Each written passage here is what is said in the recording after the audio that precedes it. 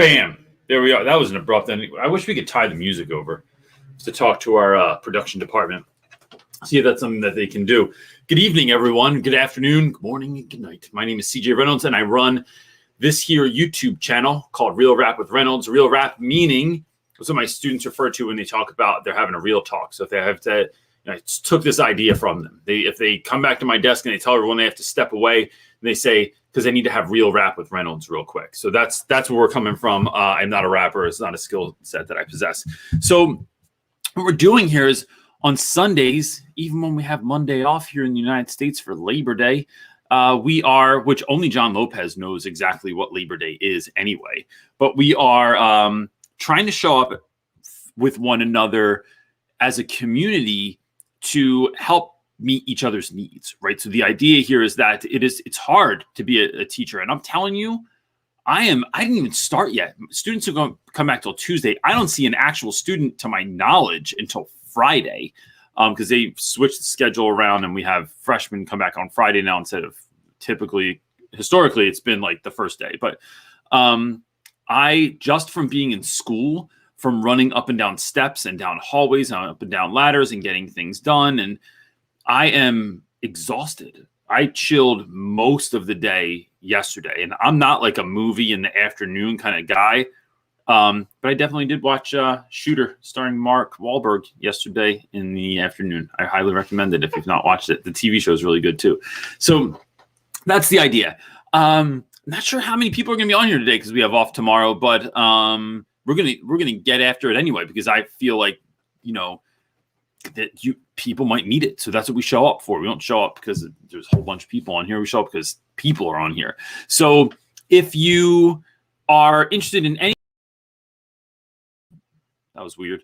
If you have no idea what the hell we're doing on here, you can shoot over to realrapwithreynolds.com and you can find everything there. Like if you want to have me come speak at your school, if you're looking for one-on-one mentoring, if you're looking for free resources, of which we don't have a lot, but that's the next thing that we're working on right now is more resources. Anyway, all that stuff exists over there.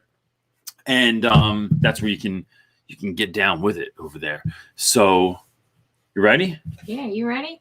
I think I'm ready, ma'am. All right, good. Because our first question comes. I got coffee, Jane. So that's how we rolling today. All right, Jane is asking, how do you go about grading essays so that you are not spending hours and hours at night and on the weekends? All right, so this is a great question. That's a great profile picture too, Jane. I would say there's two things you have to look at when you're thinking about this. One is it is simplifying what you're grading for. So I typically use like a very simple rubric, or I use something that is, or I use a lot of shorthand, or I'm grading for only a handful of things. So even if I'm grading like a traditional like 5-paragraph essay, I'm not grading for every single thing imaginable, right? It is like in this essay, what am I looking for? Am I looking for like, it's always spelling because that still drives me crazy, and sentence completion and like things like subject verb agreement, things of that nature, like that are in every essay. But if we're working on transitions, I'm looking for those pieces at the beginning, end of a paragraph. If I'm looking for your use of like statistics or backup evidence, or did you support your claim with something from the text, like then I'm mainly looking at that. I'm not so much looking at all of the other stuff. And that is going to really simplify your grading process from the jump. So it's figuring out what you're grading for and not grading for all of the things. I find that it's so much better.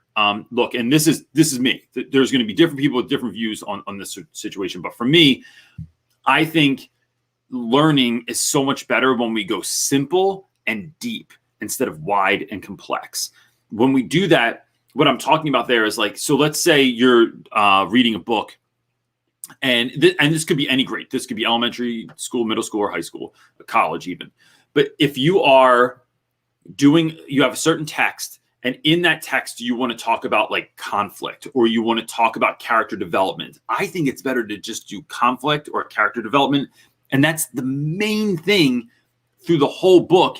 Instead of, we're going to talk about plot development and imagery and metaphor and simile, and we're going to talk about like symbolism and trying to pack too much in leaves you just dabbling in stuff. I think it's better for students to go deeper, which is the same reason I only give like 5 vocab words a week, and then those add on. So the next week there's 5 more, and then 5 more, and then 5 more.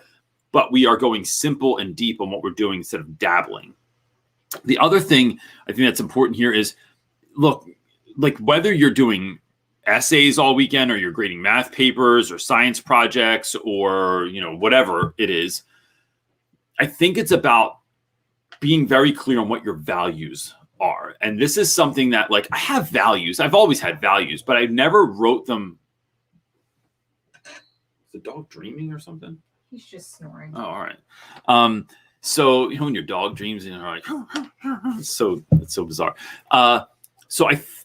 What I'm feeling about that is that in this last like season of my life, I have really started looking at my values and outlining those. So some of those are, one is my faith. That is my number one value so like that means that like almost never do I go through a day where I don't pray or meditate or something of that nature. Like I have to connect to something bigger than myself. Then it's me. I'm my number one priority in my life. That's because because everybody else in my life is going to live out of the overflow of my love and connection for myself. The other thing is then it's my family, right? So it goes faith, me, my family. It's my wife, then my kids.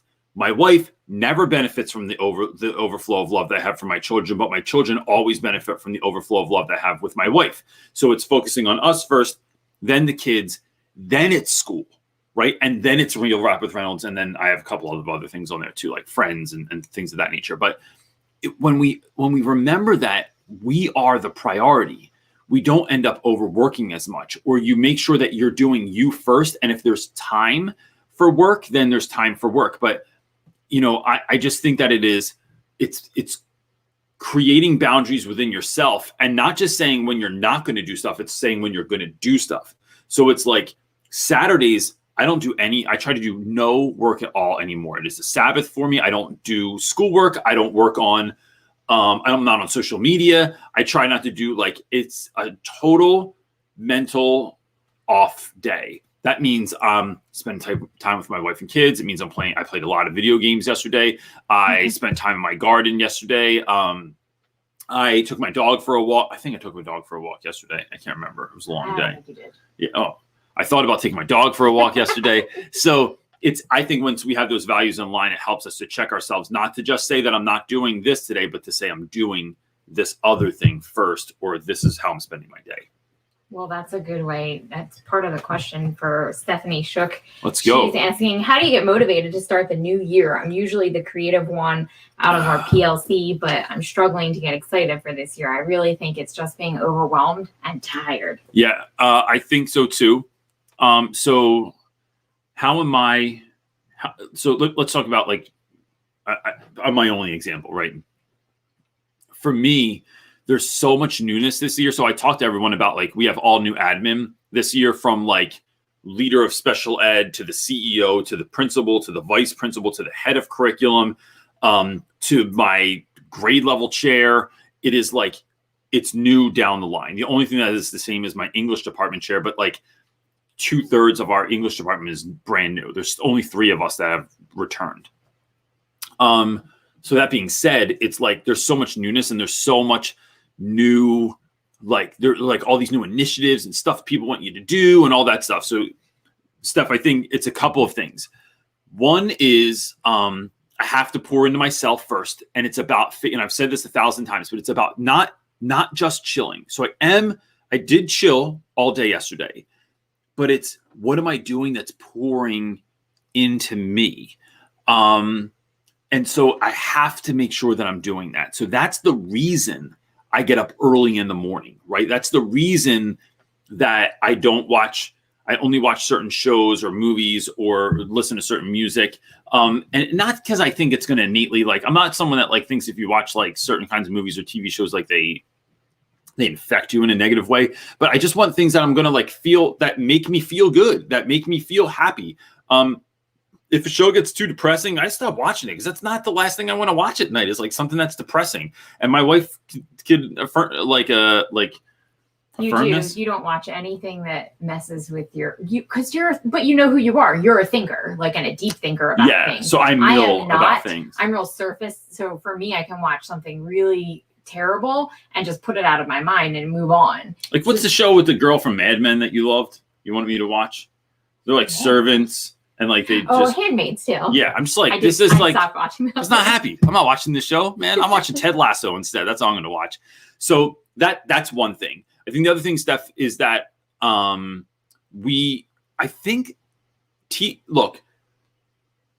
going to say this.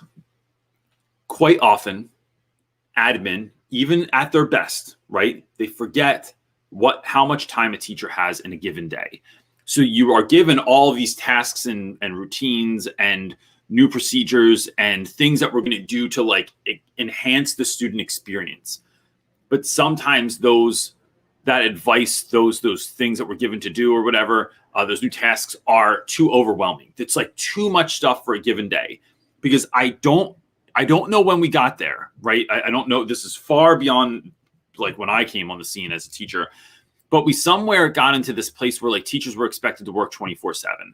And even if we don't say that, and we can tell teachers you have to take self-care, you have to make sure you take care of yourself, blah, blah, blah. But then it's like your actions aren't matching with your words. So like we're given all this work and then we're told, don't kill yourself though. And it's like the only way to reach this is to basically work myself to death. So for me, it is when I'm going in next week, my room is still not ready. We were given like very, very minimal time to work on our rooms. Not even a day. Not even a whole day. We were given, they've changed the hours that we're allowed in the school. I'm not allowed in the school whenever I want anymore. So like typically I would have gone in today and worked on my room. But like that, it is how are we going to meet the needs that the school has for us? And here's my answer to that. We're not going to do all the stuff that we're told to do. So what I'm thinking about next week is, what do I need to have done and ready in my classroom for kids to come in? What are the crucial things, actually like really important, not just someone's theory or something like that, things that need to be done for next week. So like IEPs need to be looked at. Those documents need to be signed. That is of an utter actual importance to me next week. It is meeting kids and helping them to feel good about the year and helping them to feel like more like to assimilate back into being in school, since we've been out of school since March of 2020. Those are some of the things I'm really looking at. Like I need to have my syllabus together. I need to have my opening day PowerPoint together. Like these are things that are actually important. All the other stuff, no matter how important everyone tells you to do, it's just not that important. And so, but where I'm coming from with that is that I'm not doing that out of laziness or out of like, I'm not like just being apathetic or angry at administration or something like that. It's like all these things can't happen. And these are the things that can happen. That's what I do. And then I just don't worry about it. And I just tell people, hey, there wasn't enough time. I was doing this and I was getting this ready. And I think that's okay. But I just won't kill myself for this. The job's very important, but it's not more important than my own well-being. So yeah. Absolutely. Got it. All right. Jose is asking. Jose's profile picture is like a meme for how teachers are feeling right now, I think. How do you deal with students who are numb to consequences, aka brag about phone calls home and lunch detention? Look, what's happening there is that when kids do that kind of stuff, like I don't care. Go ahead, call my mom. I don't care. Oh, you called my mom last night? I don't even care about that. Nothing happened. It's a flex, right? That's all you're dealing with, is like someone that wants to gain power. You're talking about like young people have no power in their lives. Like they largely have no power over anything. And as you're growing, you want to have power over things, which is, I think, why we see kids like dye their hair purple when they're teenagers, or have mohawks, or like wear really like make questionable like dressing decisions. And I lived through all of that stuff. I did all of that, listening to music that even in retrospect, I'll go back and listen to some of the music I used to, and I'm like, man, this is very good, but certainly did like annoy everyone around me, or people didn't like it. But I'm like, why is everyone screaming all the time? So I actually heard Ad Rock from the Beastie Boys say that he like hadn't listened to a Beastie Boys song in a long time, and Sabotage came on before he did an interview, and he's like, "Why did I scream? Like I was always screaming when I was younger." So it is what I think you have to do is that the mind shift for the teacher anyway. The kids are going to access this how they're going to access it. I would still communicate what I'm about to say to you to them, but it is a shift between I don't kick kids out because they're bad or because it's like, oh, you're not being good. I'm going to kick you out of my class. I'm not calling home because I'm trying to get you in trouble. You don't get detention even with me because I'm going to make you like, it's not like punitive. This isn't like jail and you're going to sit here and be quiet at your desk because you didn't comply to the rules earlier. What I'm doing these things for is because I want you to have success. And look, I've used this example a lot. This isn't like a Chris Brown punching Rihanna kind of a thing. It's like, I just love you so much that I just rage out sometimes. Like this isn't like an abusive relationship kind of a thing. What I'm talking about here is that kids need to know that I only want you to be successful. And so why would I remove a student from class? Do I remove students from class? Hell yeah, I do it all the time. Why do I do it? One, because I can't have this conversation with you right now. So I don't just kick you out. I put you in the hallway either because I want to have a conversation with you and remove the audience so we can have a real talk about what's going on in class or what I'm perceiving is going on in class. That's one. Two, because you're not the only person in here. There are a host of other learners in our classroom. So if I have a class of 30, that means there's 29 other kids in here that are not finding success because you're acting out, talking, throwing things, doing something you're not supposed to, or whatever. So right now, I need to remove you so that I can teach the 29. Now, what happens when I can't make it into the hallway? I typically text someone at my school. There's a whole thing we're supposed to do. I don't do it. I text the people that I know that are solid, and I ask them to come down. Hey, look, so-and-so is like acting out. They're acting a fool. They're falling asleep. They're talking back. They're cursing. They're being violent, whatever it is. Can you touch base with them real quick? I have no intention of that child leaving forever. If they can get it together and they realize what's going on and we can get to the bottom of something, then have them come in by all means. That I'm here for you. I'm not here. I'm not teaching because I like English as much as I'm teaching because I want kids to be successful in what we're doing. So if it's calling home, I'm not calling home to give a bad report so that you get your Xbox taken away and your mom took your TV out of your bedroom, but you don't even care because you have one in the basement. You're going to play it down there anyway. And she doesn't go down there. And she forgot you have PS5 down there, whatever it is. I'm calling home because I'm concerned and I want your parent to know because I'm trying to get to the bottom of what's going on. I'm seeing if there's like a reason that you're acting the way that you're acting, which is the whole reason I talk to you, the whole reason I have someone else talk to you. It's not about an excuse for what you're doing, but there are reasons for things that kids are going through. And adults still do this, right? This morning, I am we're still doing church on TV. I'm trying to do church on TV. My daughter knows that you're not supposed to play Minecraft while you're doing church, while we're doing that, because she yells into the headphones like every single kid in the whole world just yells like no one else is around. So I get pissed off and I go to another room to go finish watching what I'm doing because I knew what I had to do. I knew the better steps in dealing with this. But in the moment, it was about recognizing that so my anger came from not knowing how to deal appropriately with the situation in front of me. And children do this all the time. It's not you, it has nothing to do with your class very often, but it is, I don't know what to do with the anger, with the frustration, with the depression, with the hurt that I feel inside. So I'm going to do this other thing. And that, I think that is worth thinking about. And knowing that when you even are communicating with a kid, this is the last part I'll say, I know this is a long answer. When you're communicating with a child, it is, I'm not doing this because I don't like you. I'm doing this because I want you to find success, and you're not finding success in what we're doing right now. So we need to figure that out and help you out with that. And I think that shift, it changes everything. It changes the way you think about it, the way you communicate about it, the way you deal with kids and parents and admin and all that sort of thing.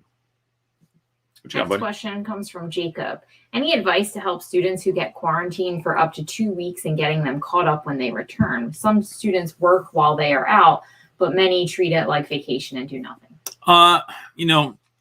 this is a tough question. I think, Jacob, the reason that this is difficult is that some kids are going to go home and they're going to be like actually sick, or they're going to be like knocked, like they're going to be like down and out for however long. Other kids are not. Other kids feel good enough and they're going to just play PlayStation for 2 weeks. I just think that we're in a curious place in education right now and in the world. And so these are things we're just going to have to sort of roll with. The way that I would probably do it is, what I typically do is if you're sick, you have as many days as you missed to make up what you need to make up. I'm also not against, look, I had a kid one time, and I think I've talked about, no, I had to have talked about this before. I had a kid one time, Kenyatta, and Kenyatta had a skateboarding accident where he's the size child that should not be skateboarding. He's he's like a big jacked skateboarder, right? So he falls off a skateboard, goes headfirst into the side of a car, and he's out for a month. Major concussion, all this stuff.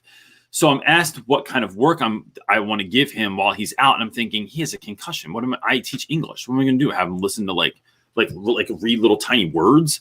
So I just forgive all of the work. I put in his excuse for the entire month, and there were other teachers that got really aggravated with this because they were giving work and they felt some type of way that I wasn't giving work. Like I was letting him get away with something. And I would say this: kids aren't getting away with anything. We're living through very unique times. So what I would do is, if someone's out and they come back, minimize the amount of work that they have to do. That you can't do everything anyway, because that's why you're in school, because you have to go through the stuff, excuse them from the stuff that they missed, and know that life will balance it out at some point. Like, kids aren't going to win in life because of this, because they took a 2-week break because they had COVID.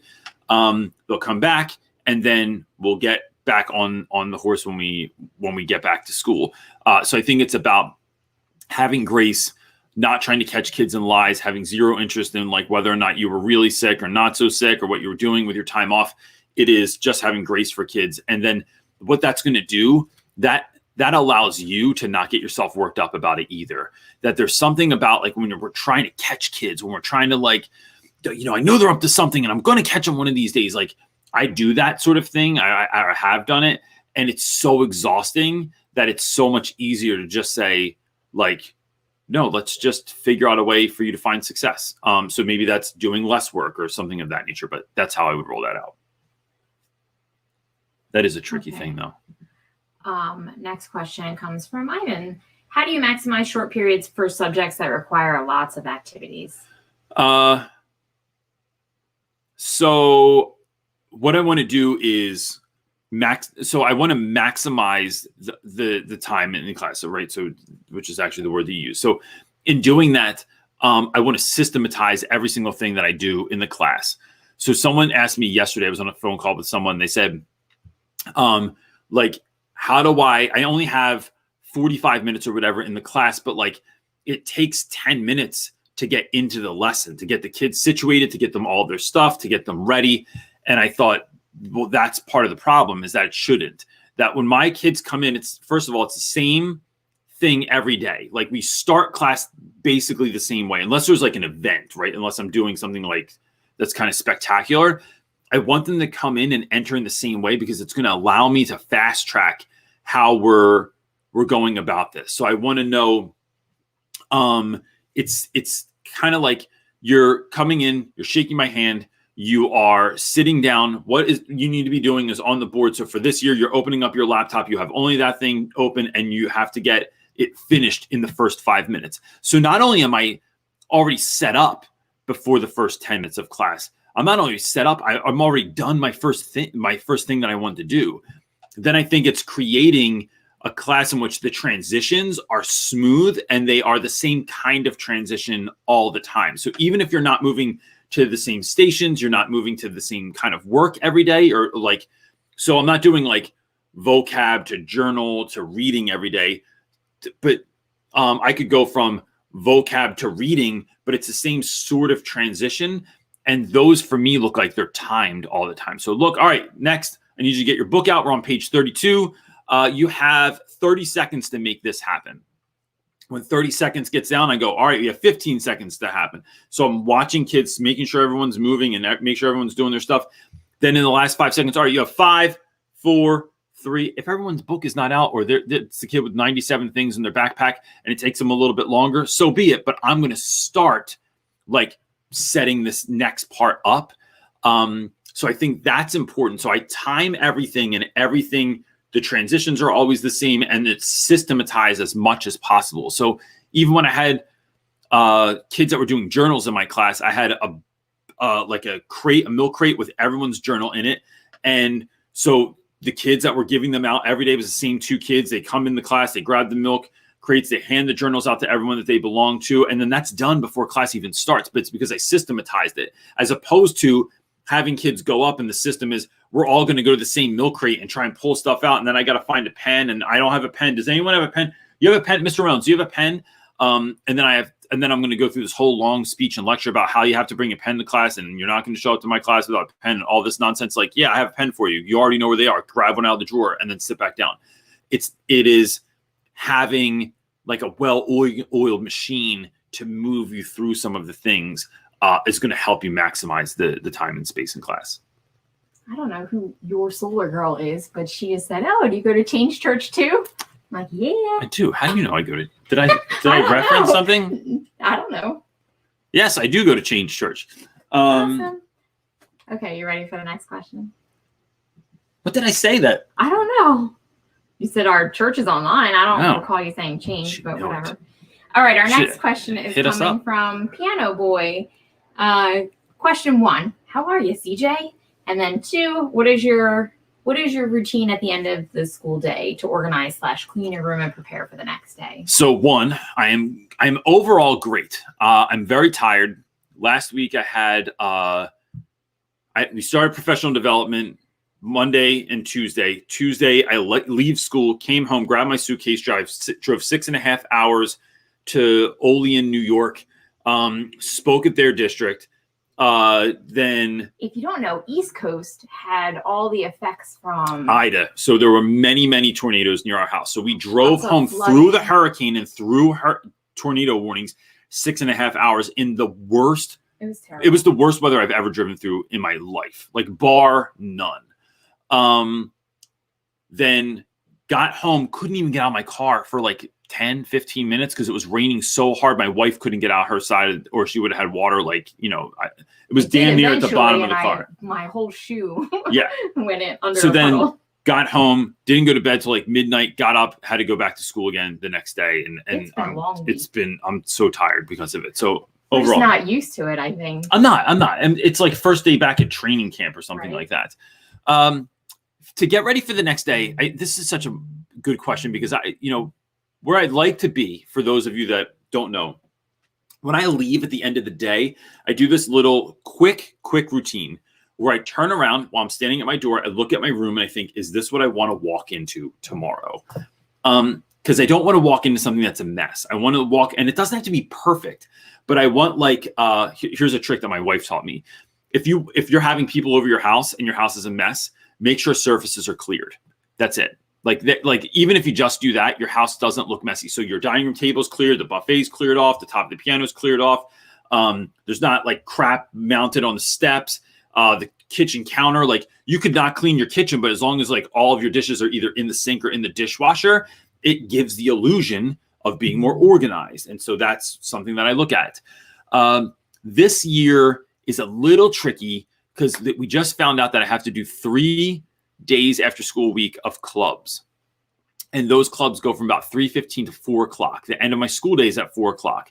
So initially I'd planned on leaving at 4. So I think what I'm going to end up doing is doing my club. Club ends 10 minutes early. Students have jobs after school that they help me get my classroom organized and ready for the next day. And then at 4 o'clock, I walk out the door and I don't have to do anything else. So I think that's what I'm looking at. And I try to help the cleaning crew. I do there's a lot of confetti and glitter and stickers and weird crap in my room at any given moment. So I try to make sure that all those big items are like picked up off the floor and cleaned up. I don't want to leave my mess for anyone else. So that's kind of how I look at that. Stephanie Shook said, you're required by your school Yep. Not only am I required, lots of all new students requirements this year. Yeah. So you have to have a club. It's the same kids every day after school for 3 days a week. And kids are mandated to be a part of a club, which means you have a whole bunch of kids in your club that have zero interest in what you're doing.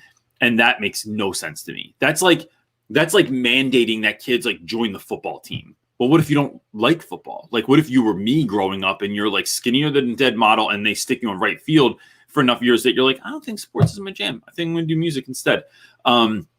So they have like these mandated clubs, and it's not a good idea, but it's what we're doing. All right. Chloe is asking how to stay caught up with lesson planning. I'm a first-year teacher with mostly new classes, so I feel like I can never be caught up. Yeah. So Chloe, this is what I would do: is one, don't recreate the wheel, reimagine it. So maybe that looks like somebody else has lesson plans in your school, and you're going to partially use them. Maybe you're going to go online and buy stuff or find stuff for free.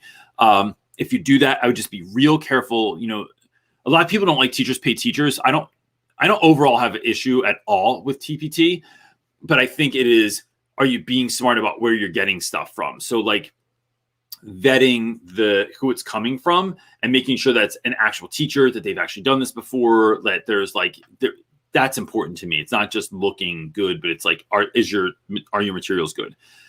I haven't had to do a lesson plan in over a decade. This year, they've reinstituted lesson plans. So I have to do lesson plans. So my way around that is I know all the stuff that I do, right? I don't have to come up with things to do. I just have to like put it on a document and then submit it. I am working with maybe three other teachers every week. We're going to meet in my room on like a certain day during a prep, and we're just going to do lesson plans together.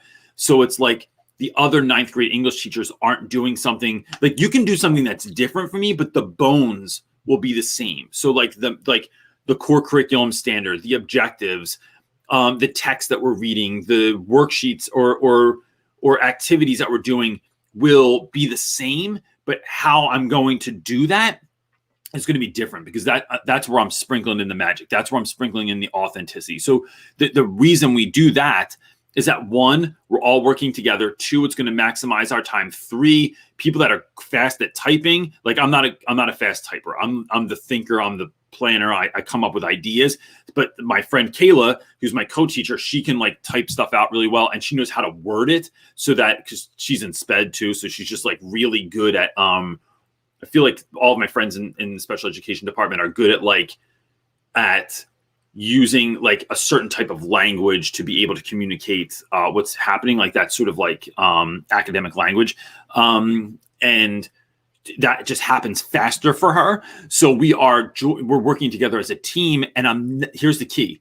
I'm not doing it when I'm not in school. Like, I'm not doing it on the weekends, and I'm not doing it after school. I'm doing it during school hours, during a prep with friends. So now already we only have 45 to 50 minutes to do this. So it's like we go in and we're not talking about the day or how you feeling. It's like, all right, we have lesson plans to do. We have 45 minutes to get them done so that we're free for the week. Bam, get it done. And then that's how we're going to roll that out. Never Hopeless by Elizabeth said, but what if your school is recreating the wheel and mandating your lesson plans are turned in about 4 different ways and put on the school site for parents?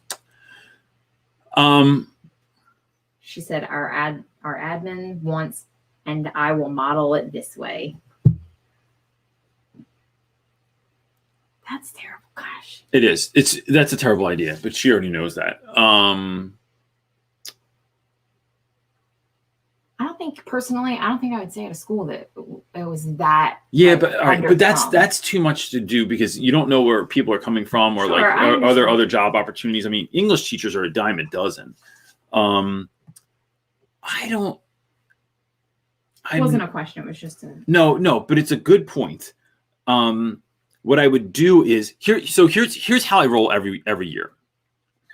So I would quit that if it was required. No, so I think, look, but even that, right? So like my initial thing is, look, if you can change schools, like if your school's real bad, like I just wouldn't like, and you have the ability to change, then I would consider doing it. a lot of times teachers think that they're the problem, and it's not. It's all of the policies and procedures and routines and the things that the school is doing that are just not a good move. And so you have to think about, would I be a better fit at another school? I've also seen teachers teach at my school, and they are not uniquely cut out for the work that we're doing. And that's okay, because maybe that's not where you're supposed to be. And then I've seen many, many teachers go from a school, like go from my school to like a much, much different school. And it's easier. Like they get like that. It's a better fit. Right. And it's sort of like saying, like, I'm not saying that, like, and because I think teachers beat themselves up that they're like, oh, if I can't teach anywhere, then I'm not a good teacher. No, I have a great marriage, but I can't say that would be the truth if I was married to anyone. They can't just like I couldn't just like go out on the street and meet someone. I'm like, we can make this work. We're going to make it happen. It has to be a willing partnership between the two. So if that's your case and you can think about possibly doing something else, that I think it's okay. And kids everywhere need good teachers. And so it's about finding something that's a unique and right fit for you. With regards to the lesson plans, I do want to say real quick that, look, part of me, I just say, I don't do it. Like there's certain things I just don't do. Now, some people don't have that option. For that, whenever we have a faculty meeting, there's always a meeting after the meeting. Like if maybe you don't know this, maybe you're not in on it, but there are always some group of teachers that stay after the meeting to talk about how are we really going to do this? Or, okay, this is the new necessary thing we have to do. We know we're not going to get out of not doing it. How are we going to work on this? And you will always find partners when you're looking for that. So even if you don't know if that meeting's existing, find the people that you get down with and say, how are we figuring this out together? And then figuring it out together. So like, how are we going to write lesson plans together? How are we going to do this unit plan together? How are we going to run this PLC? And even though our PLC meeting is actually trash, how are we going to what's the post PLC meeting look like when we're actually doing the work? There are, one of my favorite things to ask in an IEP meeting is after all sort of the clinical questions get asked and things are said, and it's like we did all the things that we have to say by law. It's when they always at the end, when they go, does anyone have anything else that they want to say or ask? Go, yes, I have 2 questions, please, real quick. I'm just wondering, mom, dad, grandma, what's something about your child that you wish we knew about that the paperwork's not going to show? And then I always ask, what was their favorite class and what was their least favorite class? And what that's doing is there's nothing wrong with all of the other stuff that they did, all the tests and all the responses and all those sorts of things, test results. But it is, what's the human element to that? So it's about finding your people in your school and then working with them to do stuff. And look, I know I want to get to the next question. I have an even better idea. If that doesn't work, go to our Facebook group, try and put it in the chat. Hey, I'm looking for people to be a part of a digital PLC, and then find people on Facebook that you can meet up in a Zoom after this, or maybe after Sunday Night Teacher Talk, we meet up every Sunday for an hour and we're going to do stuff together. And if that doesn't work out, just let people know that they're not the right fit for it. But I just think that if you were doing that, now you're on some next type time stuff where you're not even waiting on people at school, but you're getting this stuff done and you're doing it right and you're doing it with people that see things the way you do anyway. Sorry, that was a really long answer. That's all right. Kristen is next over on Facebook. She says, hello, 3rd-year teacher, 1st-year department chair. Oh. Any advice, especially about trying to motivate other teachers, keeping them focused during PLCs and trying to have data-driven focus? So I think, Kristen, I would look at some stuff on being a leader. I think looking at what's the book, 7 Habits of look up anything by John Maxwell, right? So this is going to be and they have audio that goes along with this too. So even if it's podcasts, you go to Apple Podcasts and look up anything by John Maxwell. And I would say the other one is, and these guys are both Christians. So even if you're not church, this is a good move because they're both of their thing. John Maxwell comes from church leadership, but he doesn't he's not talking about the church. He's talking about leadership in general. The other one is, I'm going to forget how to spell his name, Craig Groeschel. I think it's Grochel. He has very, very short podcasts, and they are immediately applicable because for any leader. And look, we're all leaders. Even if you're a teacher, even if you're the crossing guard, you drive the school bus, like we're all leaders. So it's those two folks. Looking up anything on them is going to help you to start building that leadership capacity that you're going to need to lead your people. I think the other thing is, one of the things I want from a leader all the time is someone that's going to listen to me and someone's going to help me with what's going on. That PLCs are not, I think sometimes, and I've been in them where they're used to like people just sit there and like complain about kids, and it's like an extension of like the teacher's lounge. I'm not interested in that. What I'm interested about is like, what are our objectives, and then how are we going to get to them? Let's do this in the shortest amount of time possible so that we can like really work on something together. So I love really short PLC meetings.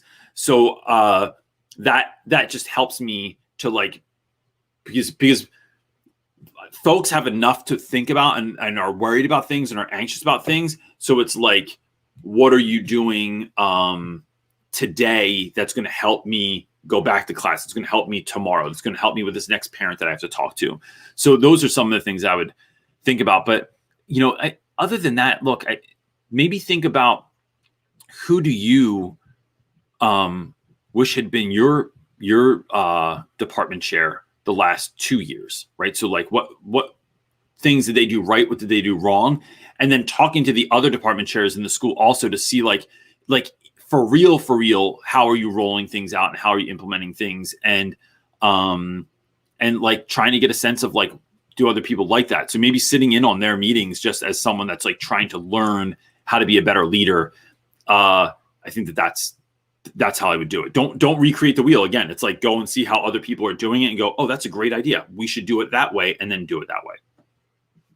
Our next question comes from Lisa. She's asking, I'm now in my 5th year at my school. I have no idea who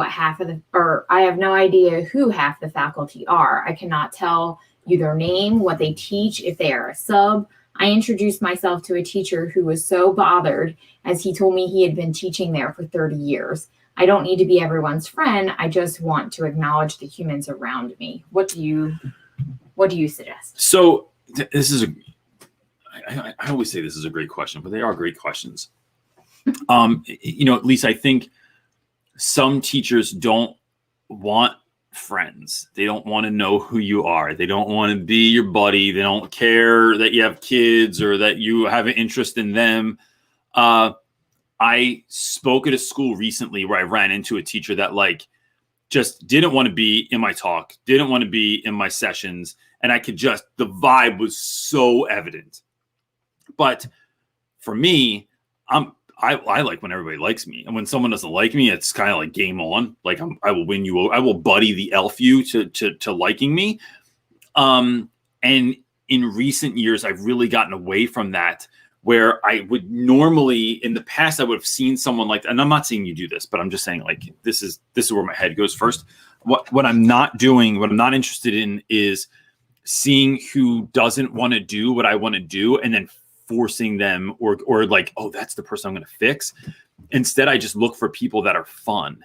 I look for people that do want to do it. And sometimes the best way to do that is to just, it is showing up and trying to be as much of a light as you can in a sometimes dark place.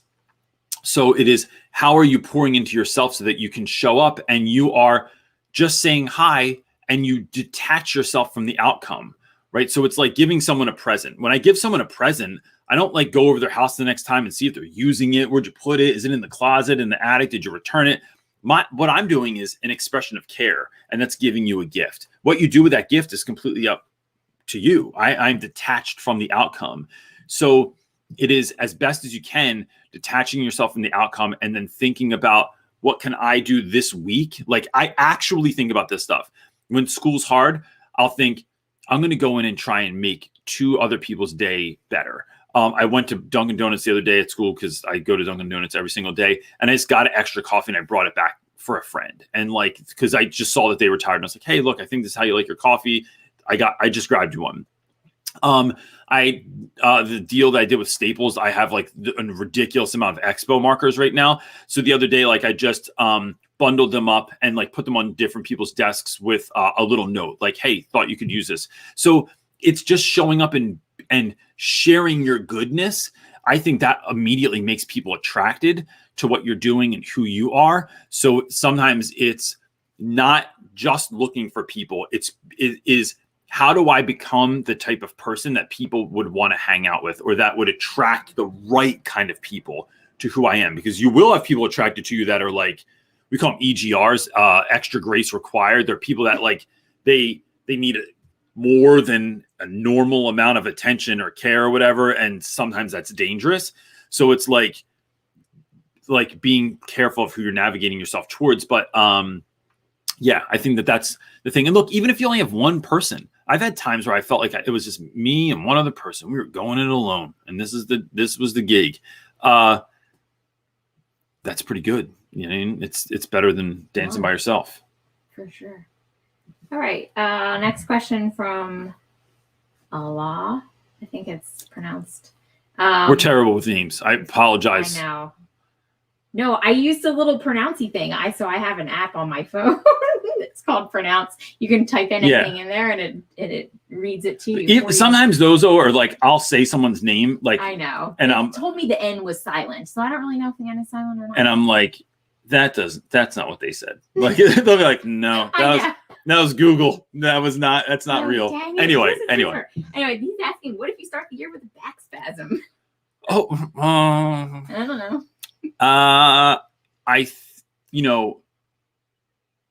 Sorry, that's terrible. So let's say this.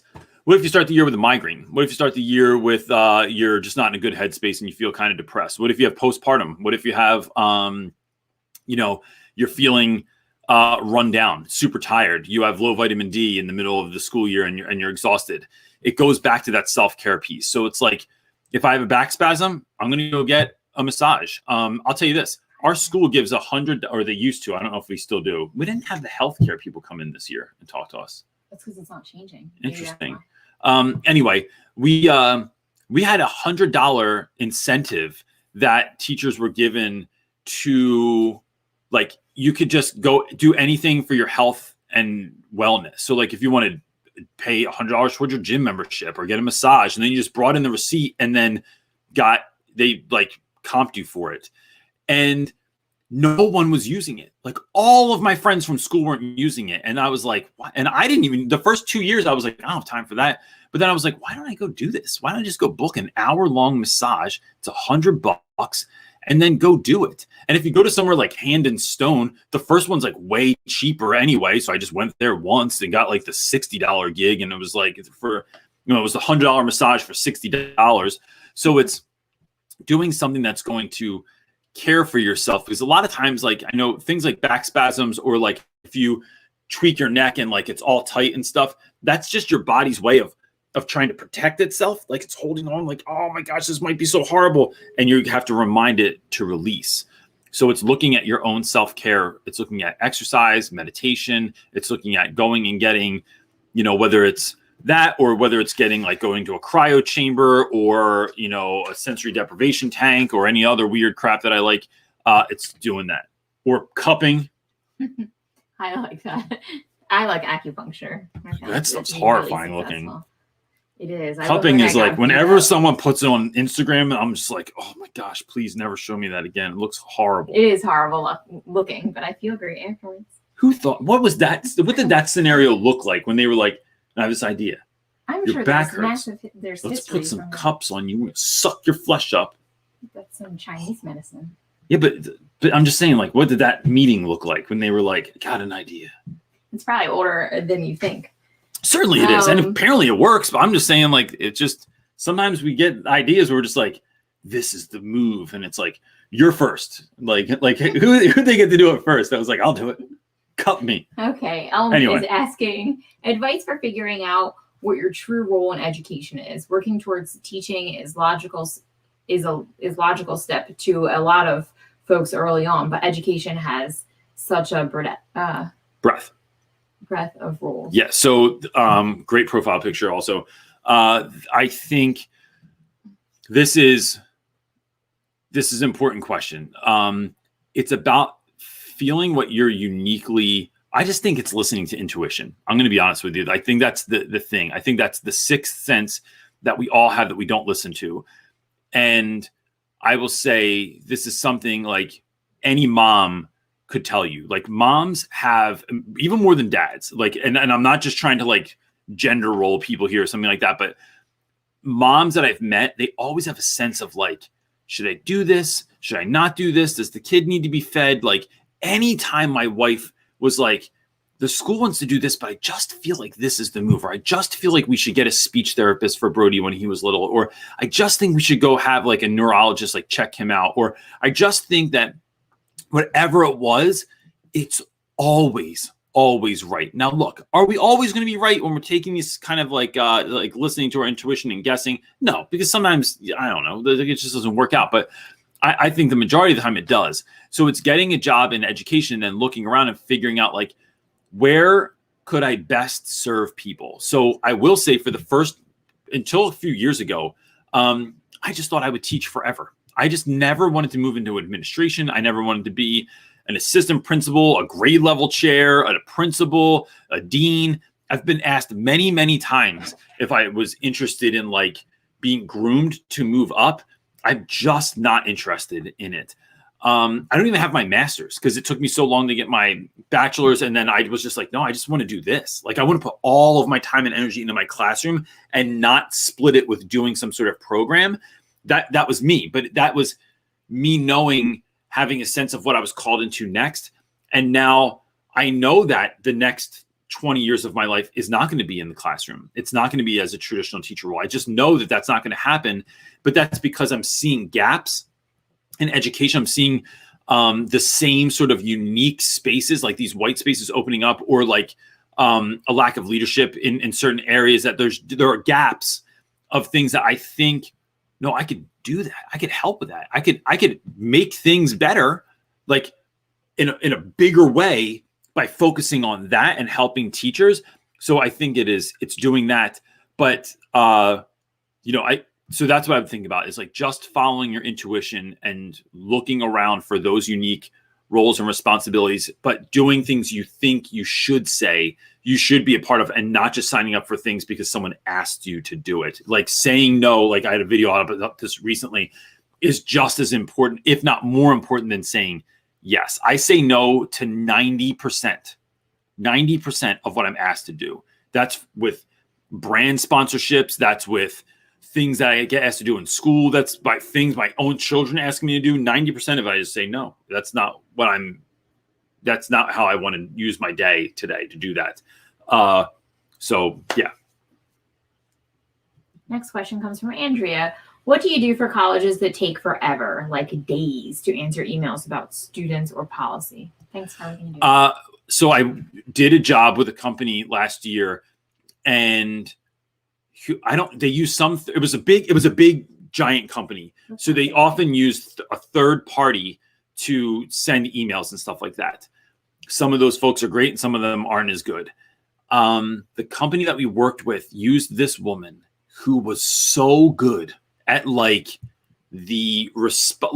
so if I didn't get back to her in time, she would just say, hey, I just wanted to keep this at the top of your inbox. So I just wanted to email you again, but see my previous email for for what I was emailing you for. Or a mentee that I had yesterday, who's quite possibly on here, sent me 2 gentle reminders yesterday, because I had said, and which I'm glad, because I told her during our mentoring session I was going to send her something as soon as we were done.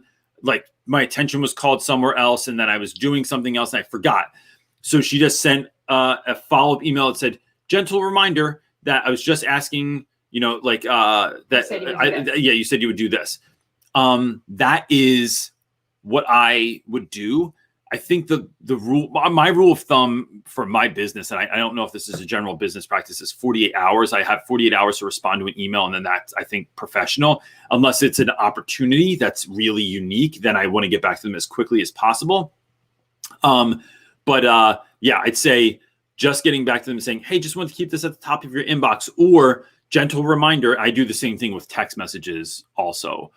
So that, I think those two things work great. That woman was so good at that.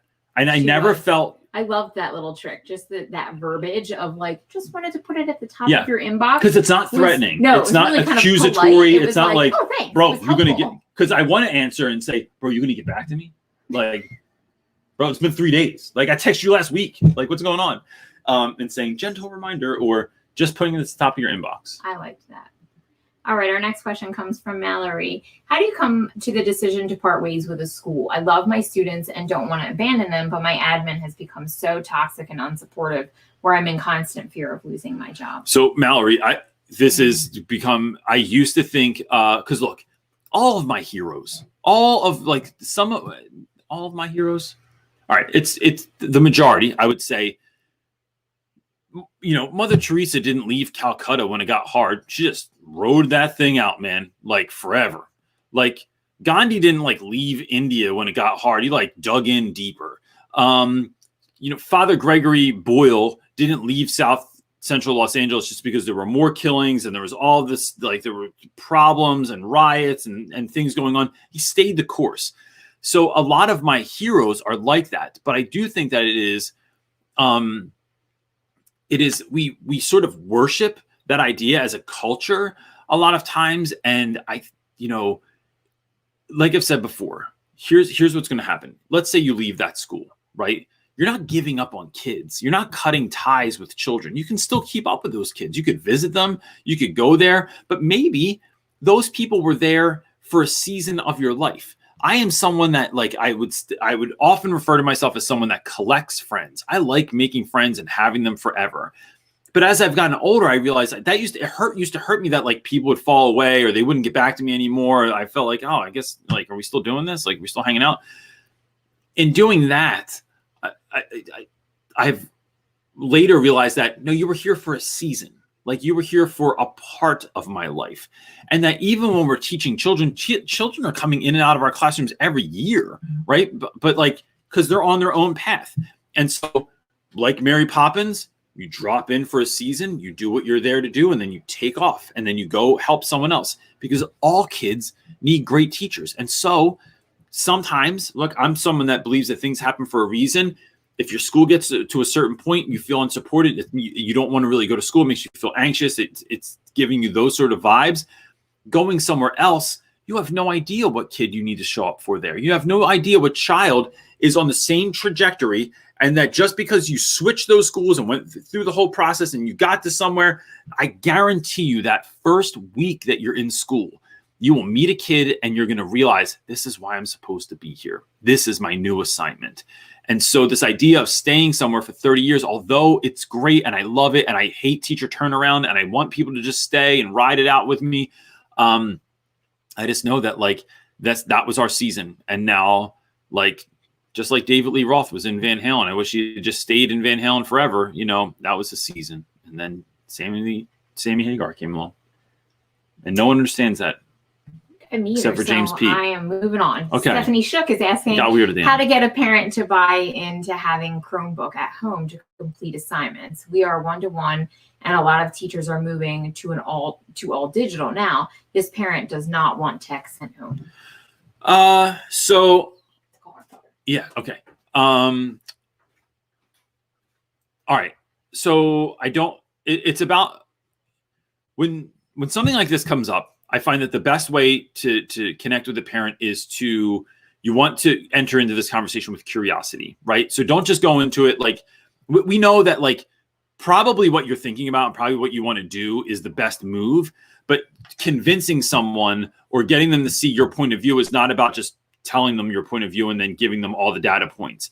It's about entering into it with curiosity and saying like, okay, I'm just curious if I could ask, because I want to be able to meet certain needs and see where you are and what's okay and what's not okay in your house. Why are we saying no to the Chromebook coming home? Why, and then actually listening. I would say it's worth it to go to your admin and ask them, like, I don't know what I'm supposed to do for this. Like, the school has to have some sort of like policy at saying like what students should be or have to be doing. But it's also then building another curriculum or another. It's like, okay, well, we could do it this way then. But what I find is that the alternative is what, like making packets and sending things home. And if the kid loses the packet, now they can't find it. And then it's handing it back in. And what if we're not in school for a long time? And now, I don't have it. Like, now the parent has to like come to the school and like deliver it or something because we've been out because of COVID or whatever. My guess is sometimes that building that alternative, parents see, no, actually, this is just easier. We're just going to take the Chromebook home.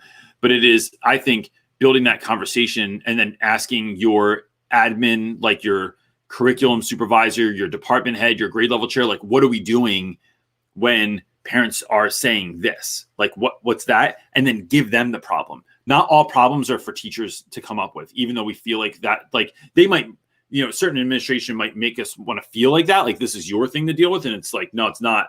How are we helping this child succeed? The mom doesn't want a Chromebook at home. And then really, like I said, really listening to parents because they might have a really good reason for that. Like, and I don't know what that is. I could sit here and speculate, like, but I just know that like even our guys working online last year, there were tons of kids that had crappy internet, or they had 7 people in the house pulling from the same internet, or it was too loud, or it was a distraction, or the kid's going to use the computer to play games and you don't want them to. Like, there are all these other things. So it's really about being curious and listening to what parents need also. One last question. Cool. All right. Our last question comes from John. What are your thoughts about worksheets? It seems like a lot of teachers have a crush on them. Do worksheets really help grow kids, their brains? Okay. So I think, John, this is a great question, right? So like it goes along with like TPT, right? We're like, there are these, it's like, are we doing packets? Are we doing worksheets? Like what's and a lot of the things that we do in school come from a place like standardized testing. Standardized testing is like so lazy because it's like, we created the standardized test and it's like, who's the standard? Like we made it for the average person. So what if we have kids that aren't average? What if kids are above level? What if they struggle or they have some sort of learning difference? So I think worksheets are fine if they're helping kids grow and learn and reach their potential.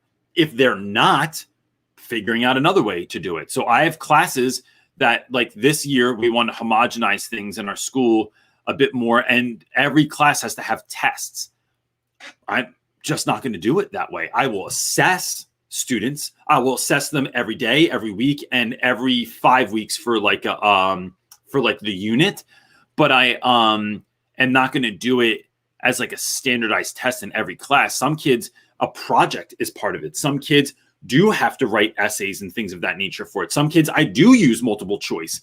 But then even it's about asking yourself, why are you doing what you're doing? So multiple choice tests in my class look like a series of things, but they all mirror what you're going to see on the SAT or the ACT. So there's the same number of answers. I structure my answers in a similar way. I use certain language in the questions. There's always a close reading portion. So it's like when you're reading this, it's about learning how to interact with the text and not just answering like did you understand sort of questions, right? So I'm not just looking for comprehension. I'm looking for a child to be able to analyze something, to be able to pull data out of something. So it's, are your worksheets helping kids to grow and learn and to reach what you want them to do? So I think the way you figure that out is your final summative assessment should be created first, and then you reverse engineer. Your whole year should be like that. It's like you should start your year in September thinking, what do I want kids to be able to do in June? And then reverse engineer that scenario so that kids can meet those mile markers that you have set out. And then that's even going to change, John, for kids, right? So like, I don't ever give a worksheet out. It's like everyone has the same thing. It's like some kids, I word stuff different. Some kids, I tell them they don't have to do as many. Some kids, it's like, hey, you could draw your answer for this one. It's about creating something that is unique. And that doesn't have to be a ton of work either. It's just knowing who your dudes are. And then after you give out the work, it's like, yo, for this, here's how I want you to roll this out. And then you're going to do the same thing over here. Can I see these 4 people real quick at my desk? Real quick, you're not in trouble, but you might be, but come back here anyway.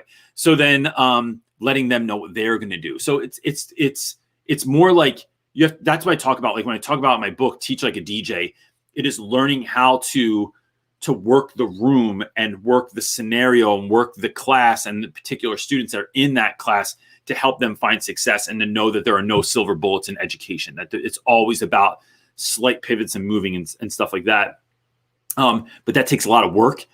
I mean, I just said it doesn't, but like overall, it is a lot of work. So that's why I cut out all the other stuff that I don't want to spend time doing, because I'm busy helping students learn and grow and find success.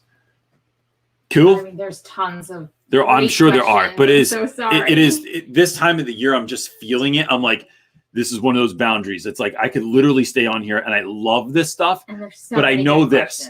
I know that I could literally sit on here for 3 hours and do this, and we've done that before. But then after 3 hours, I'm gonna be so dead, and I'm gonna be like, oh, milk was a poor choice. It's like I shouldn't have done this. So look, I have an idea coming up for the year that I'm thinking about. It might be interesting to actually see what people say about this in the chat. I want to start putting out more video content. So that's going to be 1 recorded video a week that I'm going to have come out. Then somewhere around Wednesday or Thursday, I'm going to do what I would do in a regular video, but as a live.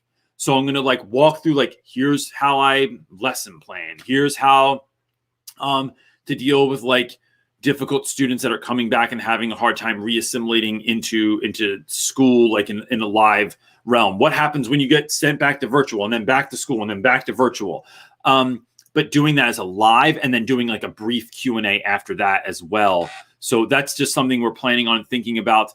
That won't happen this week because it's my first week back at school, and everybody knows that you're basically dead to the world, and you come into your house and look like you were out drinking all night and pass out on your living room floor, and your kids think you have an alcohol problem, but really you just have a teaching addiction and it's killing you. So that's where we're kind of going with that. That's what I'm thinking. But that's it for this week, gang. If you need anything else, you can follow us on social. And I'm putting out stuff all the time there, or just go to realrapwithreynolds.com and be happy to help you with anything that I can. I hope you have a great week. There's a newsletter if you haven't signed up, but that's where you'll hear about all new things first. Yeah. We'll always go out in the newsletter. When the newsletter's out. It's been like 3 months, but that's because there's stuff going on. So we will try to get that. My plan is to have that happen in September again, and then onward every month and forever. So that's it, gang. Have a great week. Peace.